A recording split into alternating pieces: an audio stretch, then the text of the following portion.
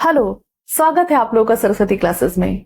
Today I have brought for you a poem Easter 1916. This poem is composed by William Butler Yeats. William Butler Yeats was a poet, prose writer, and an essayist of Ireland of 20th century. And he was one of the most prominent English language poets of 20th century. 20वीं शताब्दी के W.B. Yeats एक महान poet, एक pros writer और एक essayist थे। This poem, Easter 1916, commemorates the martyr of Easter Rising. What is Easter Uprising? Was an armed rebellion against the British rule with the aim of establishment of Irish Republic. While UK, United Kingdom, was busy with fighting First World War. Though this rising was suppressed immediately, and the important leaders of this movement were executed. But this rising, Easter uprising, paved the way for the freedom of Ireland that it got in 1922. यद्यपि ये जो rebellion था ये suppress कर दिया गया था और इसके जो मुख्य नेता थे उनको एग्जीक्यूट कर दिया गया था, परंतु इस मूवमेंट ने आयरलैंड को उसकी स्वतंत्रता दिलाने में महत्वपूर्ण भूमिका निभाई और आयरलैंड ने अपनी स्वतंत्रता कब प्राप्त की? इन 1922. This poem Easter 1916 was composed between May and September 1916, but this was first published in 1920 in a collection Michael Roberts and Dancer. So let's start the poem with the text. I have met them at close of day, coming with vivid faces from counter or desk among grey 18th century houses. I have met them at close of day. Poet कहते हैं कि मैं इन लोगों से दिन के आखिरी में यानी कि शाम के वक्त मिला। किन लोगों से मिले अभी डिस्क्लोज नहीं कर रहे हैं, बताएंगे आगे। कमिंग विद विविड फेसेस, और ये लोग आ रहे थे सजीव चेहरों के साथ। विविड एकदम लिवली, इनके चेहरे जो थे पैशनेट थे, एकदम लिवली थे, फीलिंग्स थी इनके चेहरे पर। अपने विविड फेसेस के साथ ये लोग आ रहे थे फ्रॉम काउंटर और डेस्क, काउंटर के पीछे से या डेस्क के पीछे से। इट मीन्स ये लोग अपने दिन भर का काम पूरा करके आ रहे थे। या तो किसी की शॉप होगी, काउंटर के पीछे वो बैठता होगा दिन भर, अब शाम को घर आ रहा है, या डेस्क के पीछे बैठकर पेपर वर्क करता होगा, वो व्यक्ति घर आ रहा है। Among grey 18th century houses, और ये कहां से आ रहे हैं? जो 18th century के हाउसेस बने हुए हैं उस समय के आयरलैंड में, वो ग्रे कलर के हैं। वहीं कहीं पर इनके ऑफिसेस होंगे या फिर दुकानें होंगी, वहीं से ये लोग आ रहे हैं। देखिए यहाँ पे कंट्रास्ट देखिए, विविड एंड ग्रे, इसमें कंट्रास्ट है। विविड फेसेस, इन लोगों के फेस जो हैं, इन लोगों के चेहरे विविड हैं, एकदम शार्प है, पैशनेट है, सजीव है। जबकि ग्रे 18th century हाउसेस, और यहाँ के 18th century के जो हाउसेस हैं वो ग्रे कलर के हैं, डार्क कलर के हैं। I have pass with a nod of the head और polite meaningless words. I have passed, poet कहते हैं कि मैं इन लोगों के पास से गुजरा with a nod of the head, सर हिलाते हुए ऐसे, हेलो कैसे हैं आप और सब बढ़िया, ये मीनिंगलेस वर्ड्स मैंने उनसे बोले। और have lingered a while and said polite meaningless words, थोड़ी देर के लिए ठहरा। लिंगर्ड माने होता है ठहरना, रुकना।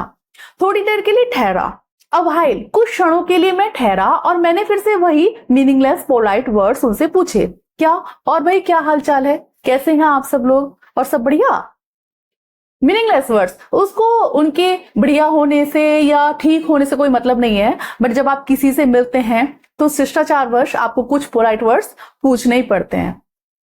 इसी तरीके से पोएट उनसे पूछते हैं और सब बढ़िया चल रहा है, और सब बढ़िया, घर में सब बाल बच्चे ठीक। And thought before I had done of a mocking tale or a gibe to please a companion around the fire at the club. और उनसे मिलने पर ये जो मैंने कुछ पोलाइट वर्ड्स बोले, उससे पहले ही मेरे दिमाग में थॉट आ गया था। क्या? कुछ मजाकिया सा थॉट आया था, इनकी मजाक बनाने का मन कर रहा था। क्या है ना, पोएट इन लोगों को सीरियसली नहीं लेते हैं, इनको सीरियस नोट पे नहीं लेते हैं। इनको सोचते हैं कि ये कुछ वैल्यूलेस काम कर रहे हैं, मीनिंगलेस काम कर रहे हैं जिसकी कोई वैल्यू नहीं है। बेकार का काम कर रहे हैं। तो इसलिए पोएट ने अपने दिमाग में, उन लोगों को देखते उनके दिमाग में एक मजाकिया आइडिया आ गया था कि कोई कहानी सी बना लूं इनके बारे में। और वो कब काम आएगी कहानी? Of to please a companion around the fire at the club. जब शाम को हम अपने दोस्तों से, अपने साथियों से क्लब में मिलेंगे, बातें करेंगे, आलतू फालतू की बातें करेंगे, ऊट पटांग बातें करेंगे, तब मैं उनको एक कहानी सुनाऊंगा कि मेरे को पता रास्ते में शाम को ये लोग वो मिले थे और ऐसे आ रहे थे, ऐसे कपड़े पहने हुए थे, ऐसे उनका फेस था, ये था, वो था, व्हाटएवर। वो उनकी मजाक बनाने की कोई भी कहानी गढ़ के अपने कंपेनियन को सुनाएंगे, जो वो लोग शाम को फायर के चारों तरफ क्लब में मिलेंगे। Being certain that they and I but lived where Motley is born। और ये बात आप लोग जान लें कि क्लब में जो लोग हैं ना, मेंबर्स, ये ऐसे ऊट पटांग से कपड़े पहनते हैं, मींस बहुत ज्यादा सीरियस नहीं रहते। क्लब में ये लोग मोटले मींस है यहाँ पर कलरफुल ड्रेस पहन के आते हैं, एकदम इनफॉर्मल सी। कहते हैं कि वहां पर हम क्लब में ऐसी कलरफुल सी ड्रेस पहनेंगे, फंकी सी ड्रेस पहनेंगे, फायर के चारों तरफ बैठ जाएंगे और इन लोगों से रिलेटेड एक मजाकिया कहानी बनाकर मैं अपने कंपेनियंस को सुनाऊंगा और उनका एंटरटेनमेंट करूंगा। हम लोग all changed utterly, a terrible beauty is born. Poet ने क्या प्लानिंग बनाई थी कि इन लोगों से मिलकर जो मैंने इनकी मॉकिंग स्टोरी बनाई है उसको मैं अपने कंपेनियन के साथ एंजॉय करूंगा, उन लोगों का एंटरटेनमेंट करूंगा। जब हम क्लब में ऐसे फंकी से कपड़े पहनकर मिलेंगे, फायर के चारों तरफ बैठेंगे, बातें करेंगे, तो उनको एक ये मजाकिया सी कहानी सुनाऊंगा इनके बारे में। लेकिन उससे पहले ही एक बात हो गई। क्या? सब कुछ पलट गया, बदल गया। Everything changed. A terrible beauty is born. एक भयंकर खूबसूरती का जन्म हुआ। भयंकर खूबसूरती का जन्म हुआ मीन्स ये है कि ईस्टर अपराइजिंग हो गई, मीन्स रिबेलियन हो गया, विद्रोह कर दिया आयरलैंड के लोगों ने ब्रिटिश रूल के खिलाफ। और फिर ब्रिटिश गवर्नमेंट ने क्या किया? इन रिबेल्स लोगों को पकड़कर एग्जीक्यूट कर दिया, उनको मार दिया। यहां पर पोएट कहते हैं terrible beauty is born. Terrible, भयंकर खूबसूरती का जन्म हुआ। इसका मतलब ये है कि ये जो मूवमेंट था तो भयंकर, क्योंकि इसमें कितनी सारी हत्याएं हुई, लेकिन एक ब्यूटी का भी जन्म हुआ। इससे क्या ब्यूटी उत्पन्न हुई? इससे ये ब्यूटी उत्पन्न हुई कि आयरलैंड की स्वतंत्रता का मार्ग प्रशस्त हो गया। 1922 में आयरलैंड को ब्रिटिश रूल से मुक्ति मिल गई। ये ब्यूटी उत्पन्न हुई। That women's days were spent in ignorant goodwill, her nights in argument until her voice grew shrill। Poet कहते हैं कि जो लोगों से मैं अभी शाम के वक्त मिला था उनमें से एक महिला थी और वो अपने कुछ दिन व्यतीत कर चुकी थी जेल में, अपनी गुडविल के कारण। आयरलैंड को ब्रिटिश रूल से स्वतंत्र कराने का जो उनका संकल्प था, उनकी जो विल थी, उसकी वजह से वो अपने कुछ दिन स्पेंड कर चुकी थी आयरलैंड की जेल में। हर नाइट्स इन आर्ग्यूमेंट, और वो क्या करती थी? प्रत्येक रात आर्ग्यूमेंट करती थी, पॉलिटिकल डिबेट करती थी, तर्क वितर्क करती थी। अंटिल हर वॉइस ग्रू शिल, जब तक कि उनकी आवाज तीखी ना हो जाए। जब कोई एकदम पैशन के साथ कुछ तर्क वितर्क करता है तो उसकी आवाज एकदम तीखी हो जाती है, तेज हो जाती है। तो कहते हैं यहाँ पे पोएट कि जब तक उसकी आवाज बिल्कुल शार्प श्रिल ना हो जाए तब तक वो आर्ग्यूमेंट करती रहती थी। What voice more sweet than hers when young and beautiful? Poet ये कहते हैं कि जब ये महिला यंग थी, ब्यूटीफुल थी, अपनी युवावस्था में थी, तो इनकी आवाज बहुत मधुर थी। लेकिन अब पॉलिटिकल डिबेट करते करते, तर्क वितर्क करते करते, वाद विवाद करते करते इनकी आवाज थोड़ी खराब हो गई है, भर्रा गई है, श्रिल हो गई है। When young and beautiful, she rode to harriers, और जब वो यंग और ब्यूटीफुल थी तो शिकार पर भी जाया करती थी हैरियर्स को लेके।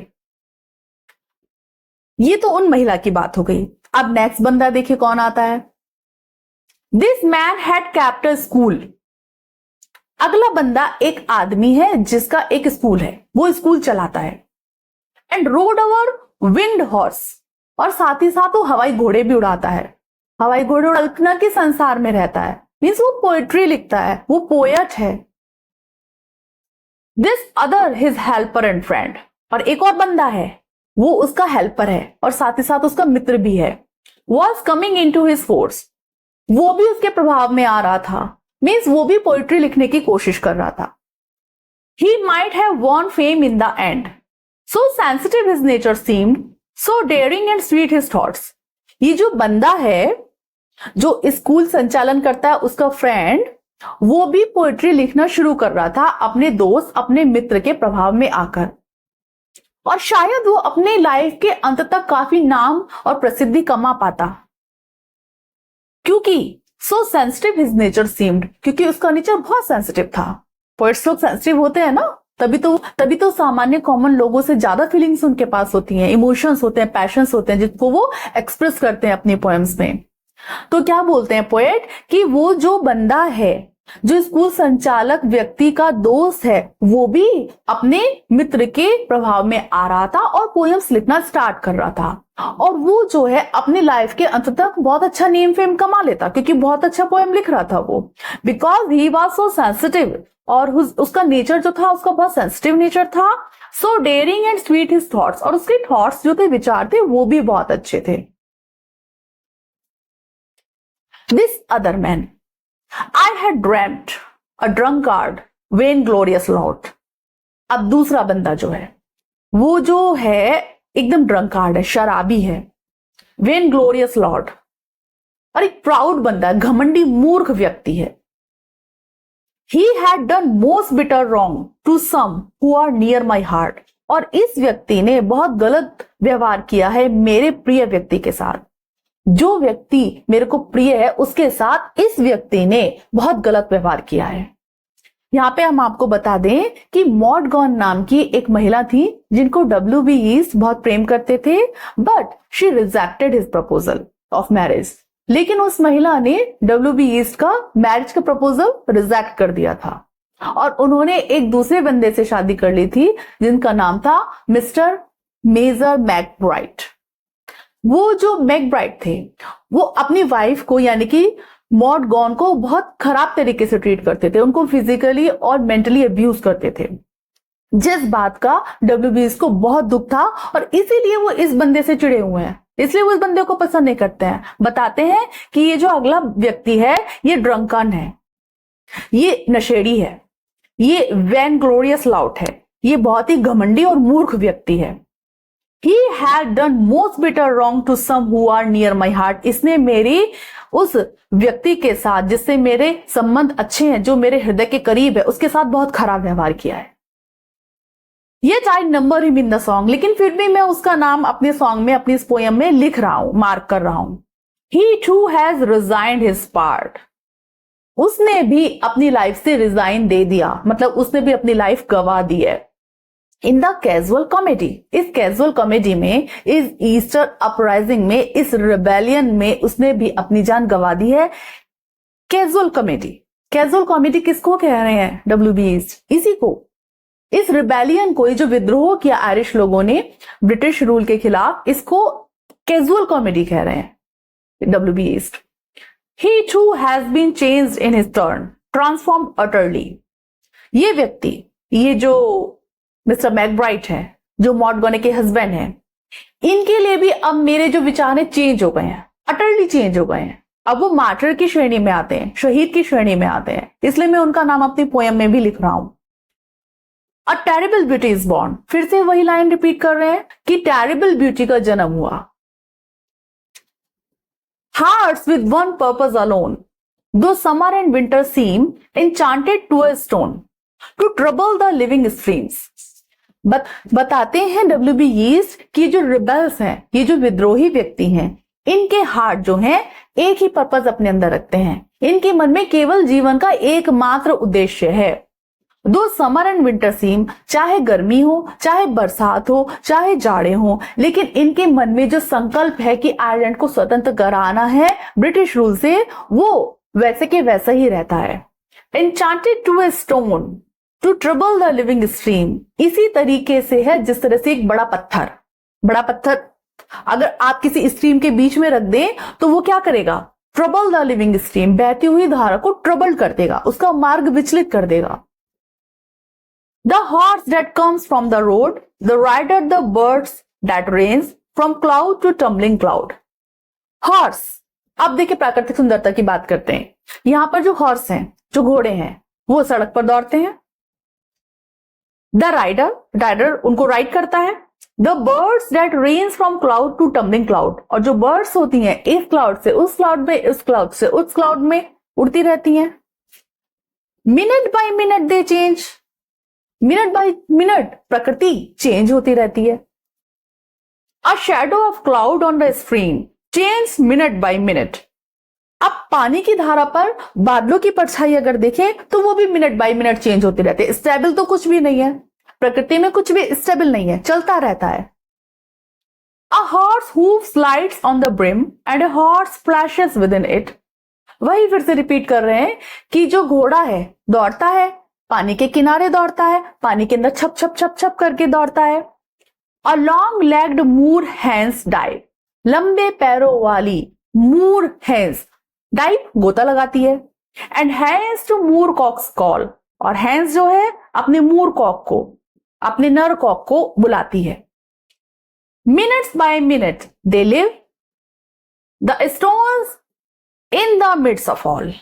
मिनट बाय मिनट प्रकृति चेंज होती है, सब कुछ चेंज होता है, सब कुछ लिवली है, सब कुछ एक्शन में है, कुछ भी स्टेबल नहीं है। लेकिन इन लोगों के, ये जो विद्रोही लोग हैं, इन लोगों के मन में, इनके हृदय में जो प्रण है, दृढ़ संकल्प है, वो स्थिर है, पत्थर की तरह अटूट है, पत्थर की तरह स्थिर है, वो नहीं हिल रहा है।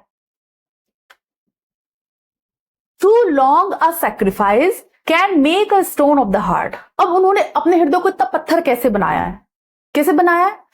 Too long a sacrifice, अगर बहुत लंबे समय तक आप अपने मन की इच्छाओं का, भावनाओं का, अपनी आशाओं का सैक्रिफाइस करते रहें, बलिदान करते रहें, तो क्या होता है? Can make a stone of heart, आपका हृदय दृढ़ हो जाता है, कठोर हो जाते हैं आप लोग। O when may it suffice, question पूछते हैं पोएट, पोएट पूछते हैं क्या ये जो रिबेलियन था, ये विद्रोह था, ये पर्याप्त है? क्या ये होना चाहिए था? That is heaven's part। फिर कह देते हैं ये हेवन का पार्ट है, ये ऊपर वाले के सोचने की चीज है। हम होते कौन है ये निश्चय करने वाले कि ये रिबेलियन सही था या गलत था, इसका क्या फायदा हुआ, इसका क्या नुकसान हुआ? ये हेवन के ऊपर छोड़ दो, ऊपर वाले के ऊपर छोड़ दो। Our part to murmur name upon name as a mother names his child। हमारा कार्य क्या है? हम मनुष्यों का कार्य केवल ये है कि जो मार्टर हुए, जो शहीद हो गए हैं इस रिबेलियन में, इस विद्रोह में, हम उनका नाम जपें, सम्मान के साथ उनका नाम लें। जैसे कि एक मदर अपने बच्चे का नाम लेती है। When sleep at last has come on limbs that had run wild। जब sleep, नींद, उस बच्चे के अंगों को अपने आगोश में ले लेती है, जबकि वो लड़का, जबकि वो बच्चा पूरे दिन खूब वाइल्ड, खूब जंगली तरीके से खूब खेला कूदा है, और रात में आकर जब अपनी माँ के पास आता है तो नींद उसको अपने आगोश में ले लेती है। तो मदर बड़े प्यार से, बड़े स्नेह से अपने बच्चे का नाम लेती है। What is it but nightfall? WBs पूछते हैं कि इन लोगों की, इन विद्रोहियों की जो हत्या हुई है, क्या ये लोग सो गए हैं? क्या नाइटफॉल हो गया है? No no not night but death. नहीं नहीं नहीं नहीं, सोई नहीं है कि इनकी हत्या हुई है, ये मृत्यु को प्राप्त हुए हैं, सोए नहीं है, मर गए हैं ये। He is not beautifying there death. उनकी डेथ को वो ब्यूटिफाई नहीं कर रहे हैं, उसको सीरियस टोन में ले रहे हैं कि इनकी मृत्यु हुई है, सोए नहीं है ये लोग। Was it needless death after all? अब पूछते हैं क्वेश्चन WBs, क्या ये डेथ, क्या ये मृत्यु जरूरी थी, अवश्यंभावी थी, क्या आवश्यक थी? इनफैक्ट इंग्लैंड ने 1914 में आयरलैंड को फ्री करने का वादा कर लिया था, बट हुआ ये कि 1940 में वर्ल्ड वॉर फर्स्ट शुरू हो गया, जिसकी वजह से ब्रिटेन ने कहा कि अब हम वर्ल्ड वॉर के बाद ही आप लोगों को फ्री कर पाएंगे। बट आयरलैंड के निवासी जो थे, वो लोग इंग्लैंड पर विश्वास करने के लिए तैयार नहीं थे। उन्हें भरोसा नहीं था कि इंग्लैंड अपने वादे पर अडिग रहेगा। इसीलिए 1960 में ईस्टर के फर्स्ट मंडे को इन लोगों ने विद्रोह कर दिया ब्रिटिश रूल के खिलाफ। इसीलिए पूछ रहे हैं यहां पर WBs कि क्या ये विद्रोह करना, क्या ये जो इतनी सारी हत्याएं हुई हैं, ये आवश्यक थी? For England may keep faith for all that is done and said, देखिए कहते हैं यहां पर पोएट, इंग्लैंड शायद अपना विश्वास, अपना वायदा बनाए रखता।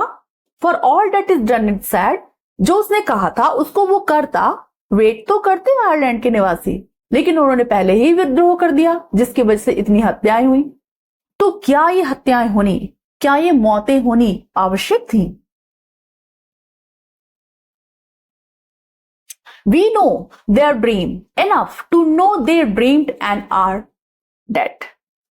इसका मतलब WBC ये नहीं कह रहे हैं कि वो शहीदों का विरोध करना चाहते हैं, कि उनको ऐसा नहीं करना चाहिए था। वो कहते हैं कि नहीं नहीं, मैं ऐसा नहीं कह रहा हूं, मैं जानता हूं उनका ड्रीम क्या था, उनका पैशन क्या था, वो कितने पैशनेट थे।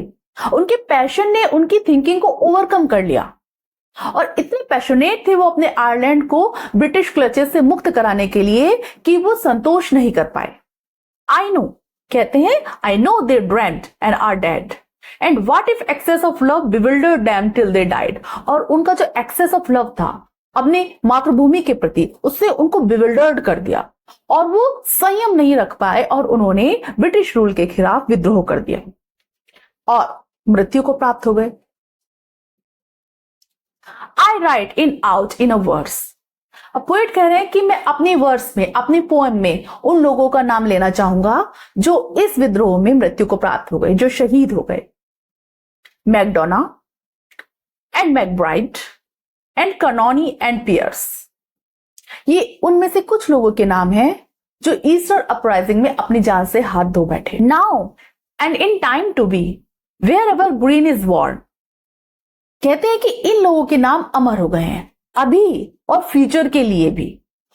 Where ever green is born, जब भी ग्रीन कलर पहना जाएगा। ग्रीन कलर आयरलैंड का नेशनल कलर है, इसलिए कहते हैं कि जब भी नेशनल कलर पहना जाएगा, मींस जब भी राष्ट्रीय सभाएं होंगी या जो भी पॉलिटिक्स से संबंधित कोई भी बात होगी, उसमें इन लोगों का नाम सम्मान के साथ लिया जाएगा।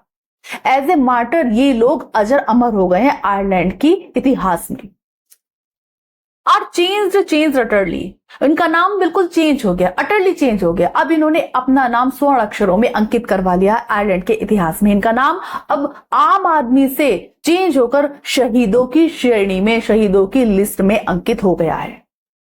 A terrible beauty is born, आखिर में फिर से WBS कहते हैं a terrible beauty is born.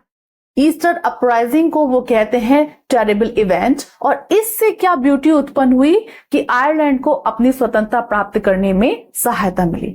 1922 में आयरलैंड ने अपनी स्वतंत्रता ब्रिटिश रूल से प्राप्त कर ली। So that was a poem. अगली क्लास में मैं आप लोगों से फिर से मिलूंगी, तब तक के लिए नमस्ते।